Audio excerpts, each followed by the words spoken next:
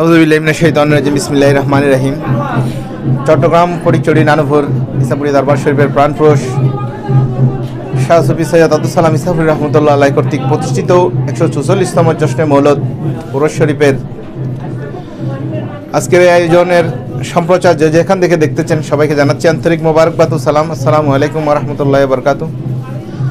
সম্মানিত উপস্থিতি, বিশেষ করে আজকে যে জশ্নে মৌলদ উরস শরীফের আয়োজন, এই আয়োজনকে কেন্দ্র করে আঞ্জুমানে আস্তানায়ে ইসাপুরী শাহ মাহফুজিয়ার ব্যবস্থাপনায় সর্বধরনের যে দেশের বিভিন্ন প্রান্ত থেকে আশেক ভক্ত অনুরক্ত মুরিদান মুহিব্বান আশেকিন উপস্থিত হওয়ার জন্য এরাদা করেছেন। সবার জন্য সর্বপ্রকার প্রশাসনিক এবং আত্মীয় এলাকার সর্বধরনের প্রতিবেশী সহযোগিতায় সর্বধরনের নিরাপত্তার ব্যবস্থা করেছেন এবং বিশেষ করে অতীতের চেয়ে এবছর নতুন দুটা সংযোজন আঞ্জুমানে আস্তানায়ে ইসাপুরী শাহ মাহফুজিয়ার ব্যবস্থাপনায় অত্র ইসাপুরী দরবার শরীফের সাজ্জাদানশীন শাহজাদা সৈয়দ আলহাজ মশিউর রহমান আরাফাত ইসাপুরীর পক্ষ থেকে আশেকানদের জন্য এবং প্রতিবেশীদের জন্য চিকিৎসা সেবার আয়োজনটা এবার নতুন করে সংযোজন করেছেন এবং প্রত্যেক আশেক ভক্ত অনুরক্তদের জন্য উন্মুক্ত তাবারুকের ব্যবস্থা করেছেন।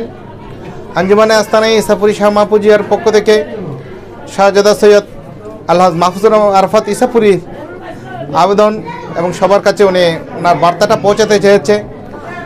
যারা আসবেন আজকের এই উরস শরীফে সবাই উনি বলতে চেয়েছেন ওনার মেহমান প্রত্যেকের জন্য উন্মুক্ত তাবারুকের ব্যবস্থা করা হয়েছে এবং শাহজাদা আরাফাত ইসাপুরী মাদ্দাজিল্লুহুল আলীর পরিবারের জন্য এবং মাহফুজি আঞ্জুমানে আস্তানায়ে ইসাপুরী শাহ মাহফুজিয়ার কর্মকর্তার এবং সবার উত্তর কামনা করে আল্লাহ যাতে সবাইকে হেফাজত করে, সবার উন্নতি কামনা করে বিদায় নিচ্ছি। আসসালামু আলাইকুম ওয়া রাহমাতুল্লাহি ওয়া বারাকাতুহু।